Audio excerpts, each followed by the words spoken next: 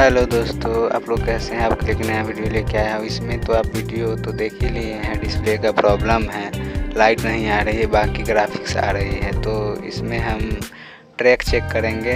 Track already हम check करेंगे नहीं, डिस्प्ले में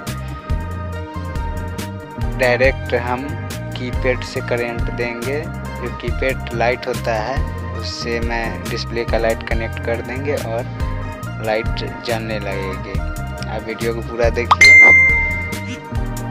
देखिए मैं जो डिस्प्ले का जो एलईडी है इसमें हम पार्लर ज्वाइंट किए है। बीच का 2 एलईडी रिमूव कर दिए हैं, इसलिए जो डिस्प्ले का सिस्टम के हिसाब से जोड़ा हुआ था तो इसमें हम वो कीपैड से लाइट नहीं जला सकते थे। तो मैं इसमें पार्लर ज्वाइंट कर दिया हूँ और एक कीपैड से मैं कनेक्ट कर दूंगा। वीडियो को पूरा देखिए, कुछ समझ में आ जाएगी।